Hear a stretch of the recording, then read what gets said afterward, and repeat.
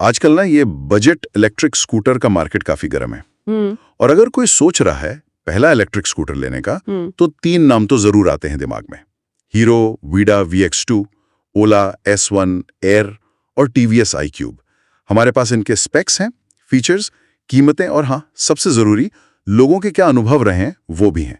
तो आज हम इन्हीं सब चीजों का एक गहराई से विश्लेषण करेंगे। मकसद ये समझना है कि इन तीनों में क्या खास फर्क है, और वीडा VX2 पर थोड़ा ज्यादा ध्यान देंगे ताकि ये तय करने में आसानी हो कि अपनी जरूरत के हिसाब से कौन सा स्कूटर सही रहेगा। तो चलिए शुरू करते हैं। सबसे पहले हीरो वीडा VX2 को ही लेते हैं। इसमें 2 मॉडल आते हैं, गो और प्लस। एक चीज जो मुझे लगता है इसे दूसरों से काफी अलग बनाती है वो है इसकी रिमूवेबल बैटरी। मतलब बैटरी निकालो और घर या ऑफिस कहीं भी ले जाकर चार्ज कर लो। हाँ, ये तो है। ये ओला या TVS में नहीं है, उनकी बैटरी फिक्स्ड है।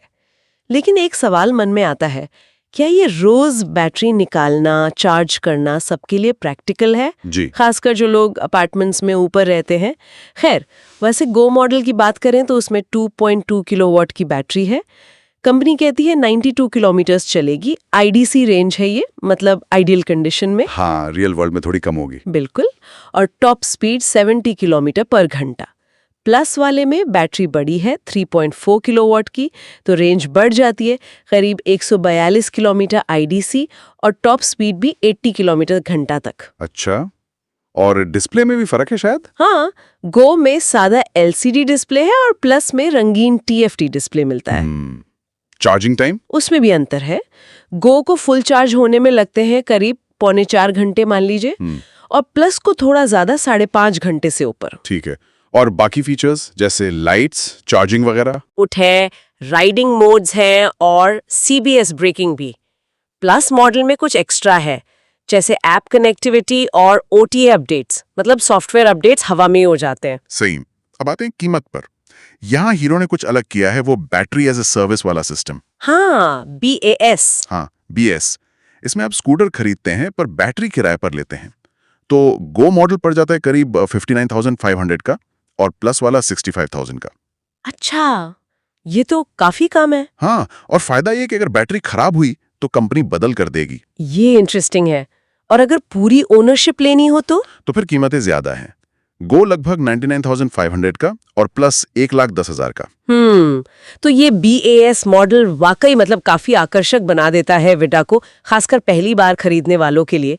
और लोगों का फीडबैक कैसा है इसके बारे में, चलाने वलाने में कैसी है? फीडबैक काफी पॉजिटिव है सुनने में। लोग कह रहे हैं चलाने में आरामदायक है, स्मूथ है, शहर के हिसाब से अच्छी है। हाँ, और डिजाइन भी ठीक ठाक सा है। एक बात और सुनने में आई कि गर्मी में भी बैटरी पे ज्यादा असर नहीं पड़ता। अच्छा, लेकिन देखो, कुछ कमियां भी तो होंगी ना? हाँ बिल्कुल।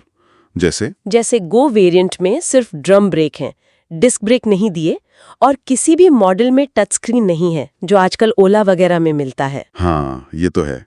और टॉप स्पीड 70-80 किलोमीटर घंटा ठीक है शहर के लिए, पर शायद हाईवे पे किसी को कम लगे। सही कहा। अच्छा, तो अब इसकी तुलना करते हैं ओला S1 एयर और TVS iQube से। बैटरी का तो हमने देख लिया, विडा की निकल जाती है, बाकी दोनों की फिक्स्ड है। हाँ, रेंज और टॉप स्पीड? रेंज और टॉप स्पीड में सच कहूं तो तीनों लगभग एक जैसे ही हैं। मतलब 100 से 140 किलोमीटर के आसपास की ID रेंज और 70-80 किलोमीटर घंटा की टॉप स्पीड, ज्यादा फर्क नहीं है। और स्मार्ट फीचर्स? वहां थोड़ा फर्क आ जाता है। ओला S1 एयर में आपको टच स्क्रीन मिल जाता है, नेविगेशन भी है। TVS iQube में अलेक्सा वॉइस कमांड जैसे फीचर है। और विडा में? विडा में ऐप कनेक्टिविटी और प्लस मॉडल में TFT डिस्प्ले, जैसा हमने बात की, टच स्क्रीन नहीं है। ठीक है। अब कीमतों की बात करते हैं। वो जो FAME 2 सब्सिडी कम हुई है, उसका क्या असर पड़ा इन पर? असर तो पड़ा है बिल्कुल। सब्सिडी घटने के बाद कीमतें बढ़ी हैं। ओला S1 एयर अब करीब 1 लाख का हो गया है। पहले कम था ये? हाँ, और TVS iQube तो शुरू ही 1,33,000 से होता है। ओह, तो इस हिसाब से देखो तो विडा का जो बेस मॉडल है 60-65 हजार वाला, वो बहुत ही आकर्षक लगता है कीमत के मामले में। हाँ, ये बात तो है। अगर EMI का अंदाजा लगाएं? मोटा मोटा हिसाब लगाएं, अगर 1 लाख का लोन लेते हैं 5 साल के लिए 9% ब्याज पर, तो विडा गो की EMI शायद 2100 के आसपास बनेगी। और iQube की? iQube की थोड़ी ज्यादा, करीब 2800 रुपए महीने की। ठीक है। अब आते हैं यूजर एक्सपीरियंस पर। मतलब जो लोग चला रहे हैं वो क्या कहते हैं? कौन ज्यादा भरोसेमंद है? रिव्यूज अगर देखें तो टीवीएस iQube को लोग काफी भरोसेमंद मानते हैं और उसकी सर्विसिंग भी सस्ती बताते हैं, मतलब 400-700 रुपए में हो जाती है। अच्छा। ओला S1 में फीचर्स तो बहुत हैं, पर उसकी बिल्ड क्वालिटी और खासकर सर्विस को लेकर काफी शिकायतें हैं। लोगों को दिक्कतें आ रही हैं। हाँ, ये तो सुना है। और हीरो विडा? विडा को इन दोनों के बीच में रख सकते हैं। ज्यादातर लोगों का अनुभव प्रॉब्लम फ्री रहा है।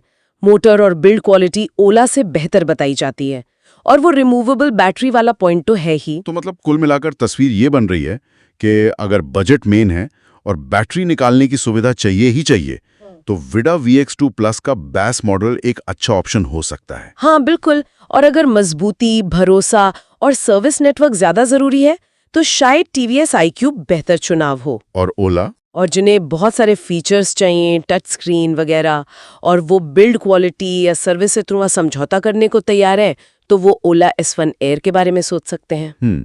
तो आज की चर्चा से जो मुख्य बातें निकली वो ये हैं कि हीरो वीडा VX2 एक प्रैक्टिकल और किफ़ायती विकल्प बनकर उभरा है, खासकर अपने BAS मॉडल और रिमूवेबल बैटरी के साथ। सही। टीवीएस अपनी रिलायबिलिटी के लिए जाना जाता है और ओला फीचर्स तो देता है, पर कुछ सवाल या निशानों के साथ। हाँ, पर यहाँ एक सोचने वाली बात और भी है। क्या? देखो, ईवी टेक्नोलॉजी कितनी तेजी से बदल रही है।